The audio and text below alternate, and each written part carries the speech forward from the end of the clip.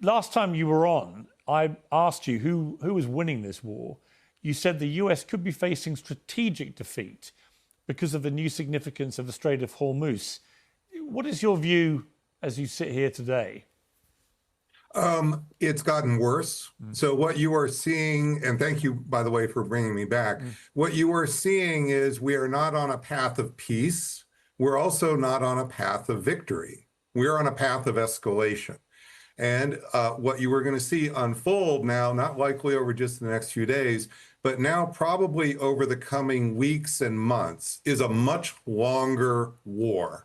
So remember, this was supposed to be just a few-day air campaign, backup air plan for if it had to go longer, 4 weeks. Well, we're way blown past 4 weeks. And what are we doing? We're escalating. We're actually moving more forces into the region this morning. And Iran is now counter-threatening just this morning. So what you are seeing with this blockade is an escalation path, and it is now crossing 3 thresholds.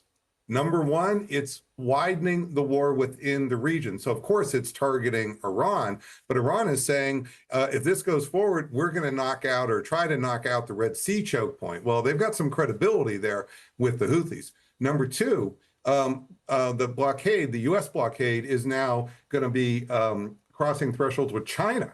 And we need to understand that when you threaten a ship that's flagged by China or going to China, this is effectively an act of war on China. China's got 600 nuclear weapons here. So this is not a small thing that is occurring here. And then number three, as I was indicating before, this is now moving to a much longer war scenario than is even currently being discussed. And what that means is lock-in of those economic effects of the blockade of the 20% oil, 30% fertilizer, et cetera, possibly now the Red Sea for the world economy. So you're locking in that, not just for a day, but for probably weeks and months for sure. Something, I don't know why the markets don't want to price this in, but markets have been wrong before. But this is what's actually the reality of what's occurring. And how significant is the fact that it appears that Lebanon was initially supposed to have been included in the ceasefire agreement, but then Israel said absolutely not, and has carried on bombarding Lebanon as they go after Hezbollah. How significant has that been as part of all this? Yeah, so what Israel has done, in my view, is played the role of spoiler all the way through. So every time you see this going back to last May, for example, before we bombed Fordo, before the 12-day war, every time we get close to something that looks like a workable negotiation, I mean, not even like a deal, but just workable, you see Israel acting in ways that are militarily a spoiler, threatening the deal. In May, Israel started the 12-day war by literally bombing to death the negotiators we were supposed to meet with, and they knew the time and place of where they would be because of the negotiation. So we gave them essentially the targeting information. And now that's just one of many instances that have happened since. So Israel is clearly spoiling the negotiation track. And it's now becoming even, I think, beyond Israel spoiling. I mean, if you're in Iran's shoes, the idea you're really going to rely on the negotiation track, this is just, I think, we're long past that moment. And in relation to China, they declared on Monday that the US blockade of Iranian oil leaving the Strait of Hormuz was dangerous and irresponsible. Well, Trump has posted on Truth Social, China is very happy that I'm permanently opening the Strait of Hormuz. I'm doing it for them also and the world. This situation will never happen again. They've agreed not to send weapons to Iran. President Xi will give me a big fat hug when I get there in a few weeks. We are working together smartly and very well. Doesn't that beat fighting? But remember, we are very good at fighting if we have to. Far better than everybody else, President Trump.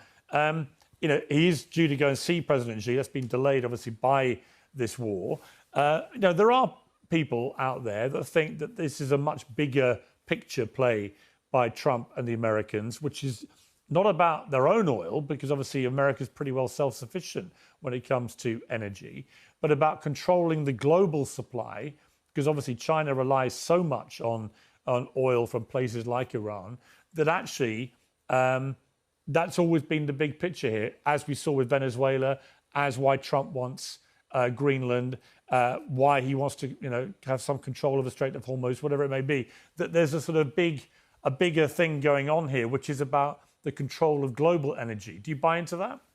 Well, last June, when we were bombing Fordo, I was spending 2 weeks in China visiting its advanced industries, the Xiaomi, that's electric vehicle, BYD, Alibaba, and having dinners with all of these executives and also some of the power players here in China.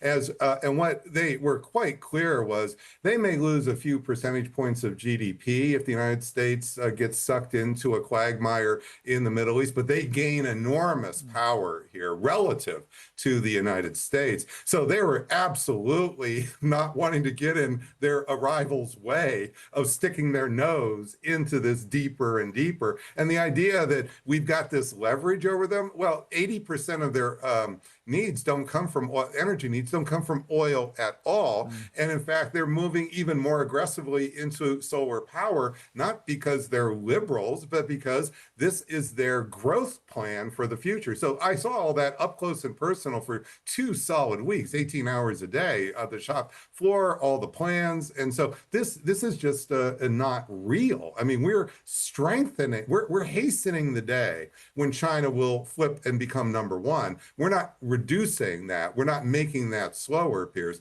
What's happening is all of these so-called talking points here. For example, you say, well, President Trump just posted, she will be thrilled with this. Fine. Then all the White House has to do is get that post endorsed by the Chinese Foreign Ministry today. Yeah. We don't need to wait weeks and weeks for a meeting. All we know that this is I'm in Chicago, you're in London. We can do this in the next 30 minutes at the longest. That's all that would take there. Otherwise, this is just more hot breath coming out of President Trump. And he's had a lot of that just simply doesn't matter.